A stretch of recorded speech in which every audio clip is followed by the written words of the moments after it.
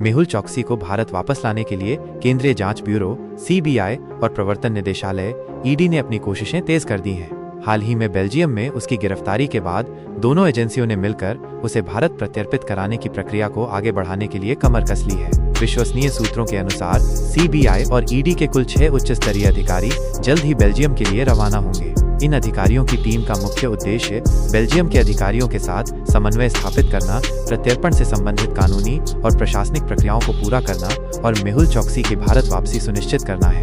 मेहुल चोकसी, जो कि Geetanjali James limited का मालिक है, पंजाब नेशनल बैंक (पीएनबी) में हुए लगभग 14,000 करोड़ रुपए के बड़े धोखाधड़ी मामले में मुख्य आरोपी है। इस घोटाले में चोकसी और उसके भांजे नीरव मोदी पर बैंक अधिकारियों के साथ मिलकर फर्जी लेटर्स ऑफ अंडरटेकिंग (LOUs) के माध्यम से विदेशी बैंकों से भारी मात्रा में लोन लेने और उन्हें वापस न चुकाने का आरोप है। यह घोटाला 2018 में सामने आया था, जिसके बाद चोकसी भारत से भागकर एंटीगुआ और बारबुडा चला गया था और वहां की नागरिकता हासिल कर ली थी।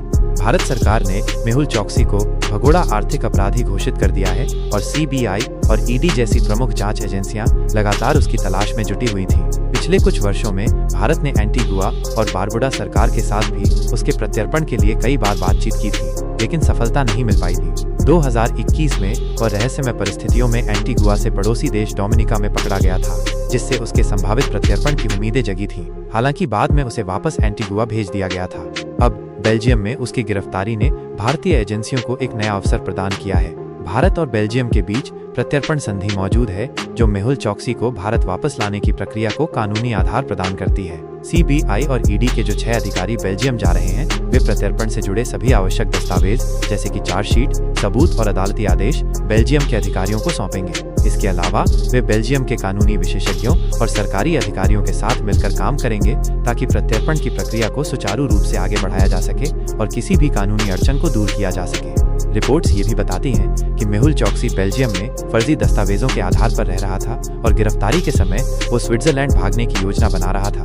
इसके अतिरिक्त ये भी जानकारी सामने आई है कि वो ब्लड कैंसर से पीड़ित है और एक अस्पताल में इलाज करा रहा था, जहां से उसे गिरफ्तार किया गया। उसकी स्वास्थ्य स्थिति भी प्रत्यर्पण की प्रक्रिया को जटिल बना सकती है, लेकिन भारतीय एजेंसियां सभी संभावित कानूनी और मानवीय पहलुओं को ध्यान में रखते हुए अपनी कार्रवाई कर रही हैं। सीबीआई और ईडी के उच्च अधिकारियों का बेल्जियम जाना इस मामले की गंभीरता और भारत सरकार की मेहुल चोकसी को न्याय के कटघरे में लाने की दृढ़ इच्छा शक्ति को दर्शाता है। यह कदम न केवल पीएनबी घोटाले के पीड़ितों को न्याय दिलाने में महत्वपूर्ण साबित होगा, बल्कि यह भगोड़े आर्थिक अपराधियों को भी एक कड़ा संदेश देगा कि वे कानून से बच नहीं सकते। अब सभी की निगाहें बेल्जियम पर टिकी हैं कि वह भारतीय एजेंसियों के प्रत्यर्पण अनुरोध पर क्या रुख अपनाता है और मेहुल चोकसी को भारत कब तक सौंपा जाता है।